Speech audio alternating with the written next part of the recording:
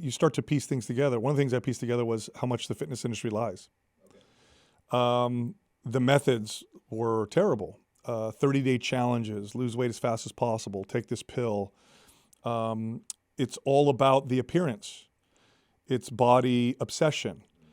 It's motivation through self-hate, right? I look in the mirror, I'm gross, I'm inadequate, I'm fat. I'm going to go to the gym and beat myself up. And so the workouts become punishments, which at first is cathartic. When you feel like you need to beat yourself up, at first it feels great. So what do you hear from people? How was your workout? Oh man, I almost threw up. It was a great workout. Huh? Like, when do people almost throw up and say that was awesome?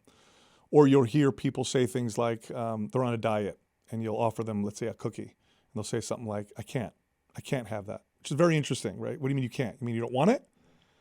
What do you mean you can't? So you can hear kind of this self-tyrannical, kind of approach towards themselves.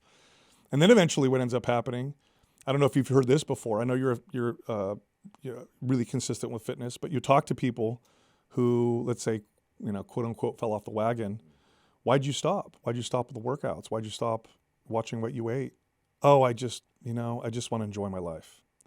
What a strange thing to say, because objectively, being fit and healthy improves the quality of your life in all aspects. There's really nothing in your life that won't improve if you're more fit and more healthy. And yet people are saying, I stopped because I wanted to enjoy my life. Well, that's because of their approach. It was about self-hate. It was about restriction versus caring for yourself, versus nourishing yourself. And there's balance baked into that. You're a fitness guy. I bet if I ask you if you have a dessert or the occasional, you probably do. And it's probably for celebration or moments when you're around other people and you don't stress about it or binge. It's like, yeah, I had that piece of cake. We're at a birthday party. Yeah, but like you said, I think a lot of people get into fitness young, particularly in your teenage years, especially bodybuilding. Yes.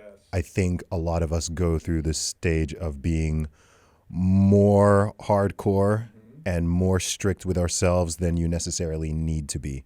You go through the phase of like, all right, just, chicken and broccoli and brown rice, and I need to eat on the clock, regardless of how I feel. It's this time, so I need to eat this, and you're kind of going by all the bro myths. You're punishing your body too hard, and then as you get older and wiser and more experienced, then you tend to actually moderate more. This is the journey of fitness. If you stick with it long enough, it is a journey, and you start to figure this out. But unfortunately, a lot of people don't stick with it long enough because they start out and it sucks. Not because it's hard. It sucks because they don't like the way it makes them feel. They don't like the way that they treat themselves through this process, even though initially it might be motivating to hate yourself. You can't hate yourself into better health. Hating yourself is unhealthy on its own. So these are the ways that we try to communicate health and fitness. Look, let me add something else to this. The aesthetics that we chase, right? What we value, the look, right? The arms, the delts, or the butt, or the midsection. The reason why we find them appealing is because they actually reflect something deeper, which is good health. But what we've done is we've literally worshipped the effect, the side effect, and forgotten about the cause, the root. So what we've done is we've chased the look and sacrificed the health. And the irony of that is, if you lose your health, you lose the look. Nobody who's unhealthy looks good.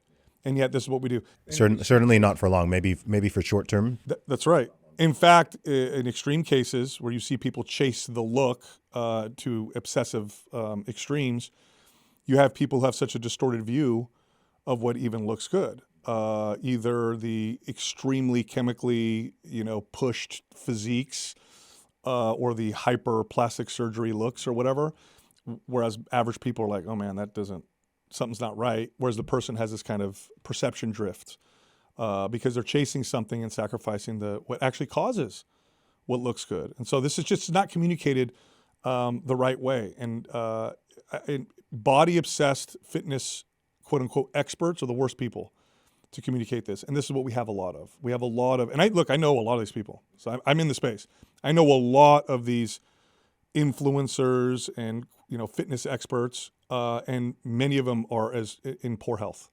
They're not healthy mentally, physically, they may look a particular way, but they're not doing well.